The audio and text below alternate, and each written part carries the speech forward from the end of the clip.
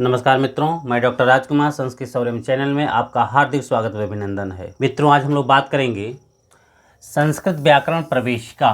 किस पे बात करेंगे आज हम लोग? संस्कृत व्याकरण प्रवेशिका षष्ठम सोपान कारक विचार का अगला सूत्र पे आज हम लोग विचार करेंगे। जो यह क्रम से द्वितीय विभक्ति चल रहा है उसी का आगे का सूत्र पे आज हम लोग चर्चा करेंगे। आइए अगला सूत्र देखिए। अगला सूत्र है अभुक्त्यर्थस्तु न। ये क्या है? ये वार्तिक है। ये क्या है? वार्तिक है। यह वार्तिक किससे संबंधित है? किस विभक्ति से संबंधित है? पूछ दे तो यह द्वितीय विभक्ति से संबंधित है। किस विभक्ति से संबंधित है? द्वितीय विभक्ति से संबंधित है। कोई परीक्षा में पूछ दे कि अभुक्त्यर्थस्तु न, यह जो वार्तिक है ये किस विभक्ति से संबंधित है, तो परीक्षा में ऐसा पूछे तो आपको ध्यान देना है यह वार्तिक किस विभक्ति से संबंधित है। यह वार्तिक द्वितीय विभक्ति से संबंधित है। आइए वार्तिक क्या कहता है, वार्तिक देख लेते हैं। वार्तिक कहता है कि जब उपवस, इसके पूर्व वाला सूत्र आपने देखा होगा। इसके पूर्व वाला सूत्र में कह रहा था कि उप अनु, जो चार उपसर्ग दिया जा रहा था, ये चारों जो उपसर्ग हैं यदि उसमें से कोई एक उपसर्ग यदि वस धातु के पूर्व में लगता है तो अब वस धातु का जो आधार का, वस धातु क्रिया का जो आधार है वह कर्म कारक हो जाता था। यहाँ पर उसी का जो वार्तिक है वह बता रहा है कि उसी का बात करता है। कैसे बात करता है देखिए।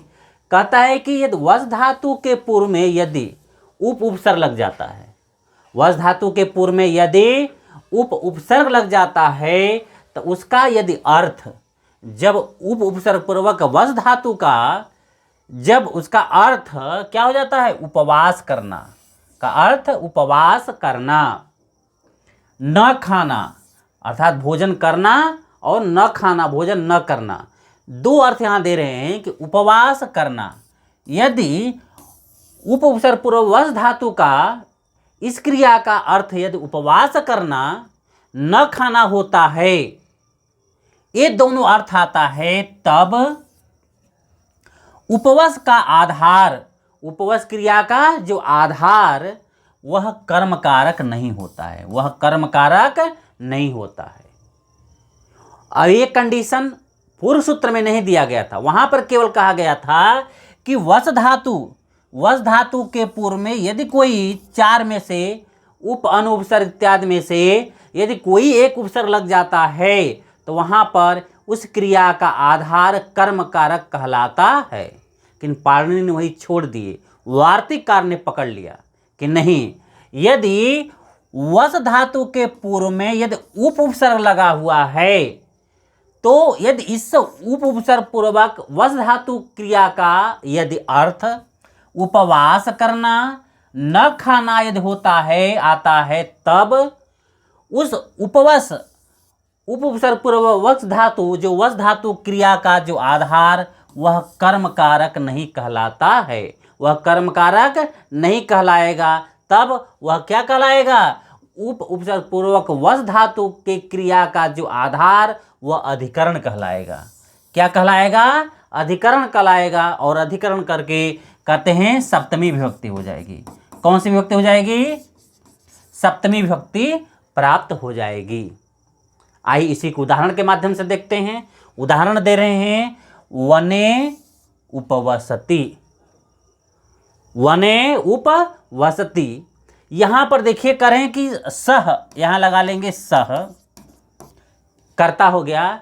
सह वने उपवसति, वह वन में उपवास करता है, यह वन में उपवास करता है। जब यहां पर देखिए जो उपसर्ग पूर्व वस धातु क्रिया का जो अर्थ है वो उपवास करना है। ये क्या है? उपवास करना है। तब जब कह रहे हैं कि इस वार्तिक के माध्यम से उपसर्ग पूर्वक वस धातु क्रिया का अर्थ यदि उपवास करना है, तब इस उपसर्ग पूर्वक वस धातु क्रिया का जो आधार है वह कर्म कारक न होकर के वह अधिकरण हो जाएगा, अधिकरण कारक हो जाएगा और सप्तमी विभक्ति हो जाएगी। तब कह रहे हैं कि जो यहाँ पे वने है, इस कर्ता का जो कर्म है, आधार का जो कर्म है, यहाँ जो आधार है ये आधार क्या हो जाएगा, यह सप्तमी विभक्ति हो जाएगी। इस आधार में क्या हो जाएगा, सप्तमी विभक्ति हो जाएगी, बन जाएगा वने। क्या बन जाएगा, वने। यदि इसका अर्थ उपवास करना नहीं होता तब, वने उपवसति में उपवसति का अर्थ यदि उपवास करना नहीं होता तब उस स्थिति में क्या बन जाता, उस स्थिति में बनता वनम उपवसति।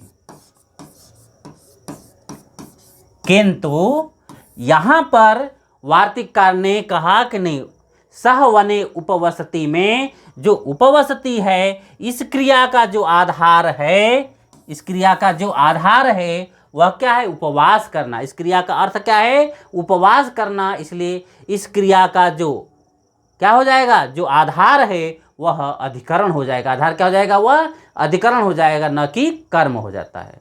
यहां तक क्लियर हो गया।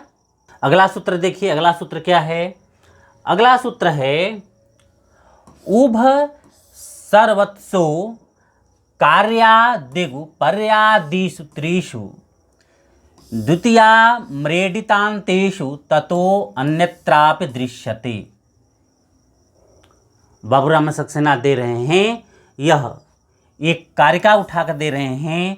इस कारिका के माध्यम से विभक्तियों का चयन करना है। क्या दे रहे हैं कि उभ सर्वत्सु कार्यादिगु पर्यादिषु त्रिषु द्वितीया म्रेडितान्तेषु ततो नेत्रापि दृश्यते। यह कह क्या रहा है, यह जो कारिका क्या अर्थ दे रहा है, तो उसको नीचे एक बाबूराम सक्सेना दे रहे हैं। यहाँ पर देखिए, करें कि उभ माने उभय, उभ मीन्स उभयः, सर्वत मीन्स सर्वतः, धिक् मीन्स उपरि अधो अधः। क्या दे रहे हैं, अधो अधः, तथा अध्यधि। इन शब्दों के से जिसका 1 2 3 4 5 6 इस शब्दों का जिससे योग होता है, जिससे संयोग होता है, यह शब्द जिससे संयोग होगा, जिससे योग होगा, उसमें द्वितीया विभक्ति होती है। ये जो 6 शब्द आपको दिए रहे हैं, जो ये 6 पद दिए जा रहे हैं, ये जो 6 शब्द दिए जा रहे हैं, इनका जिससे संयोग होता है। देखिए यहां बड़ी बात कर रहे हैं, यहाँ पे कर रहे हैं कि जिससे, क्या लिख रहे हैं यहाँ पे, कर रहे हैं जिससे, जिससे इसका संयोग होता है, योग होता है, जिससे इसका योग होता है, संयोग होता है, उसमें क्या हो जाएगा, उसमें द्वितीया विभक्ति प्राप्त होती है, उसमें द्वितीया विभक्ति प्राप्त होती है। यदि उभय शब्द राम के साथ यदि संयोग होता है, उभय शब्द यदि राम के साथ संयोग होता है तो राम क्या हो जाएगा, द्वितीयांत हो जाएगा। सर्वतः शब्द यदि विद्यालय के साथ योग होता है तो विद्यालय क्या हो जाएगा, कर्मकारक हो जाएगा। ये धिक शब्द के साथ जिसका योग होता है वो कर्मकारक हो जाएगा। उपई ऊपर यदि जिसके साथ संयोग होता है वो कर्मकारक हो जाएगा। अधो अधा जिसका के साथ संयोग होता है वो कर्मकारक हो जाएगा। और अध्यधि जिस शब्द जो जिसके साथ संयोग होगा वह कर्मकारक हो जाता है। उसी बात को कुछ नीचे और स्पष्ट कर रहे हैं, देखिए कैसे उसको स्पष्ट कर रहे हैं। करें धिक के साथ, किसके साथ, धिक के साथ कभी कभी प्रथमा होती है। बाबूराम सक्सेना दे रहे हैं, क्या दे रहे हैं कि धिक, ये जो इसमें आया हुआ है धिक, धिक में तो हमेशा क्या होता है, यहाँ पर दे रहे हैं कि धिक में द्वितीयांत होता है। धिक में क्या होता है, द्वितीयांत होता है, कर्मकारक होता है। किंतु करें कि धिक का, धिक के साथ कभी कभी प्रथमा और संबोधन भी होता है। धिक का यदि हम प्रयोग करेंगे तो धिक के साथ कभी कभी प्रथमा और संबोधन होता है। यदि परीक्षा में पूछ दे कि धिक के साथ किसका किसका, धिक के साथ किसका किसका संबंध होता है तो दे दिया द्वितीया, प्रथमा, संबोधन और तीनों, इसमें से तीनों। तो आपको क्या मारना होगा, तीनों मारना होगा। क्या मारना होगा, तीनों मारना होगा। क्योंकि कभी कभी, इसलिए बाबूराम सक्सेना दे रहे हैं कि कभी कभी धिक के साथ कभी कभी प्रथमा और संबोधन भी होता है। प्रथमा और संबोधन भी होता है। और कैसे होता है, कह रहे हैं जैसे, उदाहरण भी दे रहे हैं, जैसे धिगियम दरिद्रता, धिगियम दरिद्रता दे रहे हैं, धिगार्थ कष्ट संश्रया दे रहे हैं, और दृढ़ मूढ़ा दे रहे हैं। ये सब क्या है, ये सब प्रथमांत हैं। धिक के साथ किसका है, सब प्रथमांत शब्द प्रयोग किया गया है। धिक के साथ ये जितने शब्द प्रयोग किए गए हैं, यह क्या, ये प्रथमांत प्रयोग किए गए हैं। इसलिए धिक का द्वितीय कर्म कारक तो होता ही है, किंतु कभी कभी क्या हो जाता है, धिक का संबंध, कभी कभी धिक का संबंध प्रथमा और संबोधन से भी होता है, कभी कभी प्रथमा और संबोधन से भी होता है। इस प्रकार से यह बाबूराम सक्सेना ने इस कारिका को स्पष्ट किए हैं। और अधिकतर देखिएगा, अनुवाद हो या परीक्षा में हो, अधिकतर इससे क्वेश्चन बनते हैं। एक दो क्वेश्चन द्वितीय व्यक्ति से पूछेगा तो 100% कहीं ना कहीं इसका अनुवाद से संबंधित होगा, या तो कारक से संबंधित होगा। कहीं ना कहीं एक दो क्वेश्चन इससे जरूर आपको परीक्षा के पेपर में 125 प्रश्न में एक क्वेश्चन इसका जरूर कहीं से कहीं मिलता है आपको। इसलिए इस सूत्र को अच्छे से समझ करके आप देख लें। और यदि पूछ दे कि उभ सर्वस्व कार्या दिग्पर्यादिषु त्रिषु द्वितीयामृतांतेषु ततो अन्यत्रापि दृश्यते, ये कुल कितने पदों की बात कर रहा है, तो इसमें कुल कितने पदों की बात हो रही है, 6 पदों की बात हो रही है, 6 शब्दों की बात हो रही है। उभयः, सर्वस्वः, दिक् 3 हो गया, उपयुपर 4, अधोअधः 5 और अध्यधि 6, 6 शब्दों 6 पदों की बात यहाँ पर हो रही है। इस प्रकार से परीक्षा में किसी प्रकार से पूछता है तो आप हमेशा तैयार रहिए, जैसे भी परीक्षा में घुमाकर पूछता है।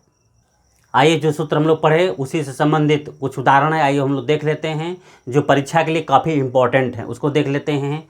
दे रहे हैं कि उसी से संबंधित उदाहरण है। पहला उदाहरण दे रहे हैं कि उभयतः, क्या दे रहे हैं, उभयतः। जैसे पहला ही उसमें जो सूत्र में 6 प्रकार के पद आए थे, 6 प्रकार से पहला जो पद था वो क्या था, उभयतः। उभयतः किससे संबंधित है, तो यहाँ पर कृष्ण से संबंधित है।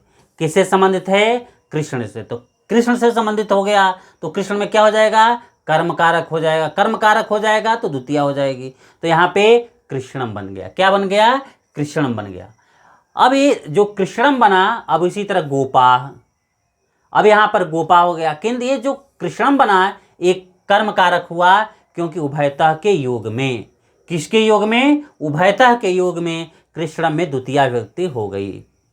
उसी प्रकार देखिए, सर्वतः कृष्णम गोपाः, सर्वतः कृष्णम गोपाः, सर्वतः के योग में, किसके योग में, सर्वतः के योग में कृष्णम में कौन सी विभक्ति हो गई, द्वितीया विभक्ति। कृष्णम में कौन सी विभक्ति हो गई, द्वितीया कर्म कारक हो गया, तो कृष्णम गोपा बन गया। तीसरा दे रहे हैं धिक पिशुनम, क्या दे रहे हैं, धिक पिशुनम। फिर इसके बाद दे रहे हैं धिक त्वाम पापिनम, क्या दे रहे हैं, धिक त्वाम पापिनम। यहाँ पे देखिए त्वाम में भी है धिक के योग में, पिशुन के में भी द्वितीया है धिक के योग में। फिर इसके बाद 5वां दे रहे हैं कि उपयुपरि लोकम हरि, उपयुपरि लोकम हरि। तो यहाँ उपयुपरि के योग में लोक में क्या हुआ है, द्वितीय विभक्ति हुआ है, बन गया है लोकम। तो उपयुपरि लोकम हरि। फिर इसके बाद देखिए दे रहे हैं कि अधो अधो, अधो अधो लोकम पातालः। तो यहाँ पे अधो अधो के योग में, संयोग में लोक में क्या हो गया, द्वितीयांत हो गया। लोक में क्या हो गया, द्वितीयांत हो गया। फिर दे रहे हैं 7वां में नवान मेघान अधोअधः। तो यहाँ पर जो अधोअधः के योग में मेघान में क्या हो गया, द्वितीया विभक्ति। और मेघान का संबंध नवान से है, तो नवान में भी क्या हो गया, द्वितीया विभक्ति, क्योंकि ये मेघान विशेष हो गया और ये विशेषण हो गया।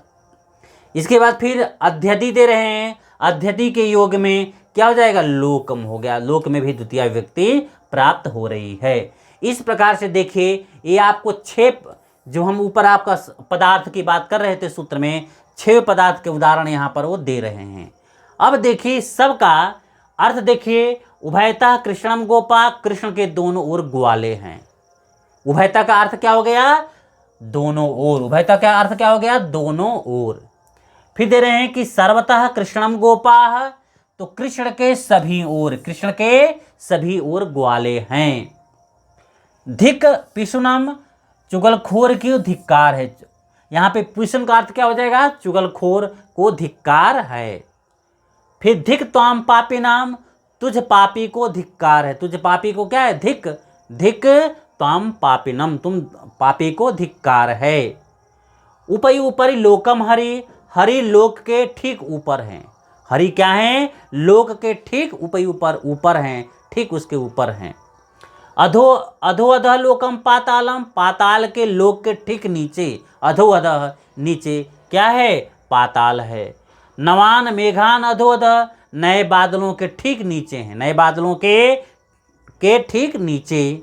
और अध्यधि लोकम, संसार के ठीक ऊपर, अध्यधि अर्थात संसार के ठीक ऊपर। इस प्रकार से ये जो आपका हम लोग ऊपर सूत्र देख रहे उभय सर्वस्व, उसी कारिका से संबंधित, उसी सूत्र से संबंधित ये आपको उदाहरण यहाँ पर दिया जा रहा है। अगला सूत्र देखिए, अगला सूत्र क्या है? अगला सूत्र दे रहे हैं कि अभितः परितः समया निक्सा प्रतियोगीपि। क्या दे रहे हैं? अभितः परितः समया निक्सा प्रतियोगीपि। यह वार्तिक है। ये क्या है? यह वार्तिक है, सूत्र नहीं है, ये क्या है? वार्तिक है। क्या है वार्तिक? तो अभितः परितः समया निक्सा प्रतियोगे पी, क्या हो जाएगा? द्वितीया विभक्ति होती है।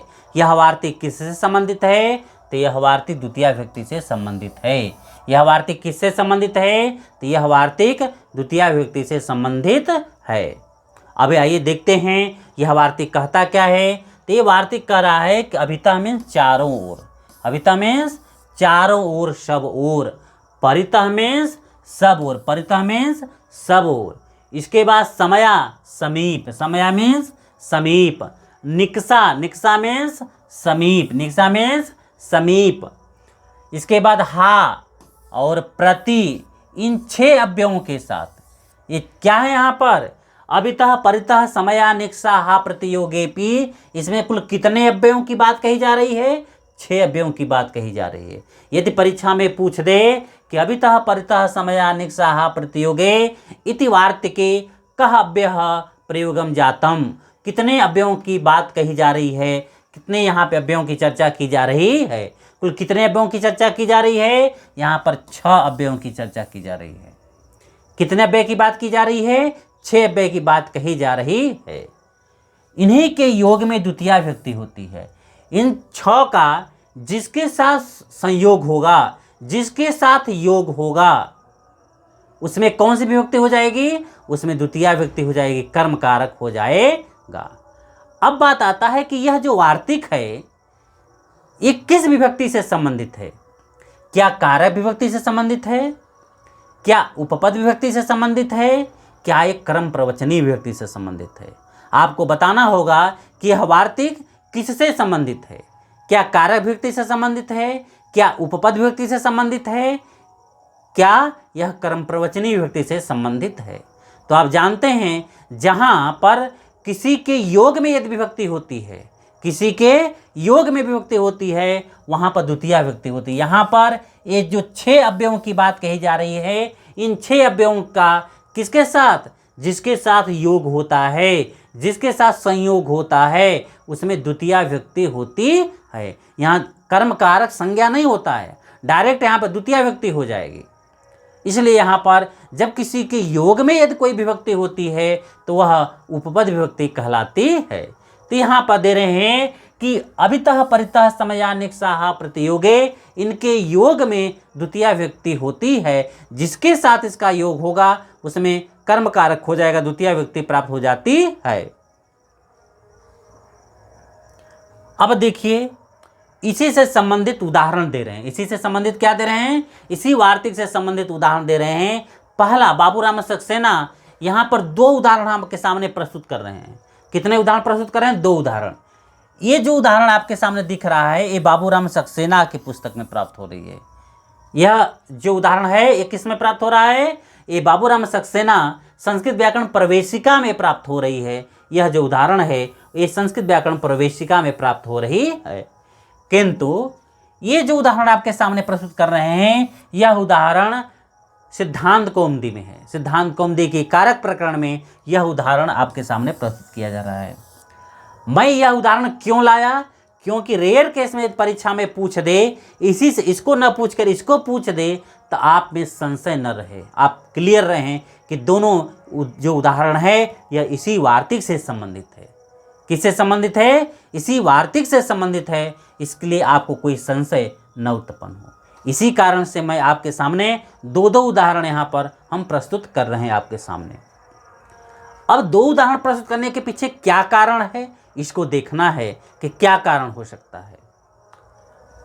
जो यहाँ पर द्वितीय व्यक्ति दे रहे हैं, यहाँ पर अभितः परितः समया निक्सा हा प्रतियोगी, यह जो वार्तिक है यह इन अव्ययों के साथ कैसे संयोग करता है, हमें इस पर देखना है कि दोनों कैसे संयोग होते हैं, कैसे विभक्तियों का प्रयोग किया जाता है, इसको हमको चर्चा करना है संस्कृत व्याकरण प्रवेशिका के आधार पर।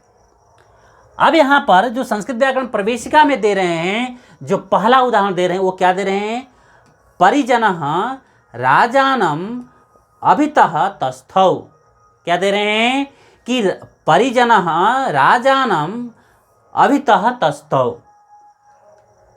अब देखिए, ये जो अभिता का प्रयोग कर रहे हैं, चारों तरफ अभिता का प्रयोग, ये इसका किसके साथ संबंध है? तो क्या परिजन के साथ संबंध है, क्या तस्थौ के साथ संबंध है, कि राजानम के साथ संबंध है?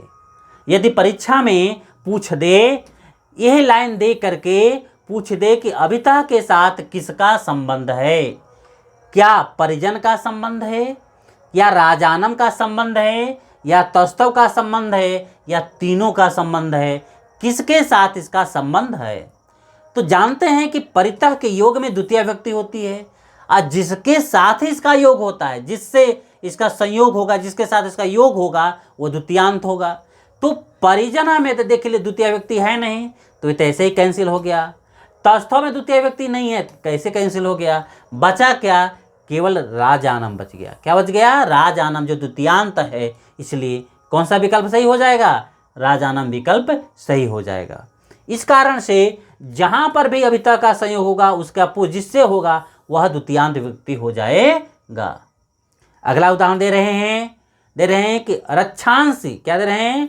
रक्षांसी वेदीम परितो निराश, क्या दे रहे हैं? निराश तस्त। अब देखिए, अब यहां दे रहे हैं कि परितः, परितः के योग में द्वितीय व्यक्ति होता है।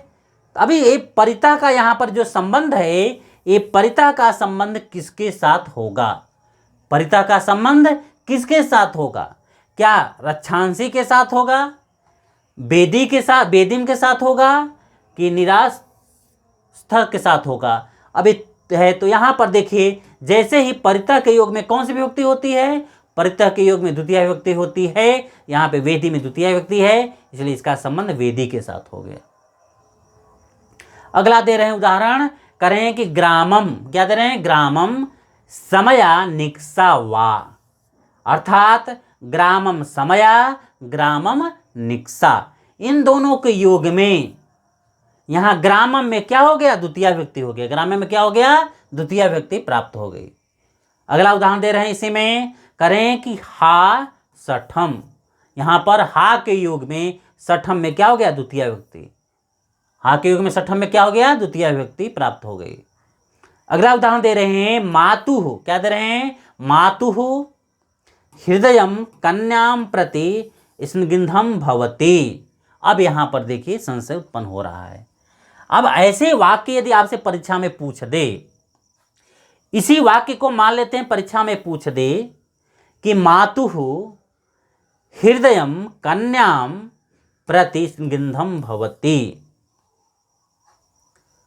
माता, मातु मीन्स माता का जो हृदयम, हृदय, कन्याम, कन्याम प्रति, हृदय कन्याम प्रति स्निग्धम भवति। अब इस परीक्षा में पूछ दे कि जो प्रति का जो संबंध है, क्या जो पति का संबंध है, प्रति का, यहाँ पर जो प्रति का संबंध है, ये प्रति का संबंध किसके साथ होगा? क्या हृदय के साथ होगा, या कन्याम के साथ होगा, या स्निग्धम के साथ होगा, या मातु के साथ संबंध होगा।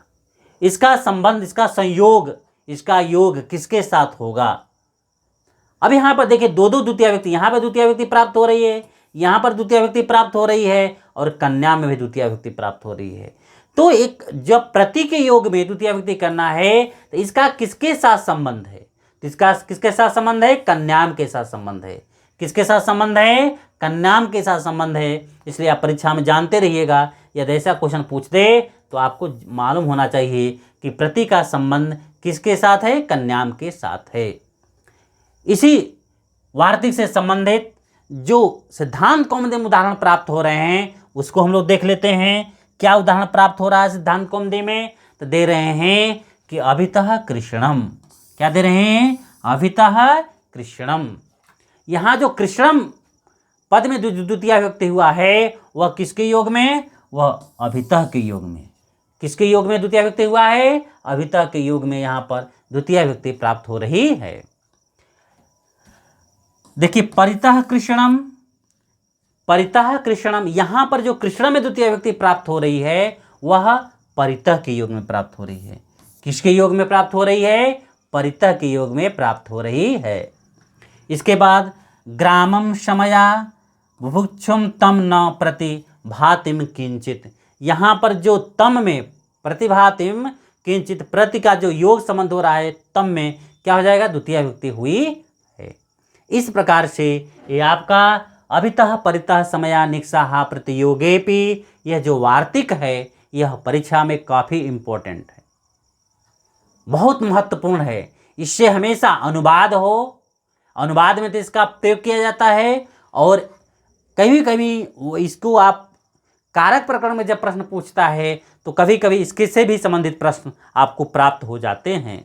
इसलिए इसको देखना, समझना, इन सब वार्तिक को, सूत्रों को जानना बहुत ज़रूरी है। मैं आप लोग को बहुत अच्छे से एक एक पॉइंट लेकर के स्पष्ट कर दे रहे हैं। नहीं तो स्पष्ट नहीं करना होता तो मैं पीपीटी नहीं बनाता, आपको पीडीएफ बना करके समझा देता। किंतु आपको परीक्षा के दृष्टि से इस प्रकार से आपको तैयार कर देना है कि एक एक सूत्र पे आपका कमांड होना चाहिए। क्या कह रहा है सूत्र, क्या कर रहा है, क्यों इस पे चर्चाएं होनी चाहिए। केवल आपका केवल पूरा जो कारक प्रकरण है यदि इतना तैयार हो जाता है तो आपकी संस्कृत में काफ़ी पकड़ बन जाएगी। कहीं भी अनुवाद में गलतियां होने की संभावनाएं नहीं होंगी। कोई भी अनुवाद, जैसे भी अनुवाद कोई पूछे आप तुरंत उस अनुवाद को कर ले जाइएगा। कारक प्रकरण पर यदि पकड़ है तो आपकी संधि, समास, अर्थ निकालना बहुत आसान हो जाते हैं, क्योंकि सभी कारक से ही संबंधित है। यदि कारक तो अनुवाद आपका आ जाएगा, जब अनुवाद आ जाएगा तो आधी संस्कृत आपकी इसी पकड़ बन जाएगी। पुस्तकों को समझना, आपके जो साहित्य की किताब हो उसको समझना आपके लिए आसान हो जाएगा। इसलिए कारक प्रकरण को मैं महत्वपूर्ण समझ करके एक एक सूत्रों को लेकर के आपसे चर्चा कर रहे हैं, डिस्कस कर रहे हैं कि कोई भी पॉइंट आपसे छूटना नहीं चाहिए। आप जैसे भी घुमा फिरा करके यदि आप इसको समझें, वैसे मैं हर प्रकार से आपको समझाने का इसको प्रयास कर रहे हैं। इसलिए आप इसको परिश्रम से, मेहनत से समझिए, अध्ययन करिए और यदि समझ जाइएगा तो कभी नहीं भूलेगा आपसे। इस प्रकार से आप इसको एक बार देख लें। धन्यवाद।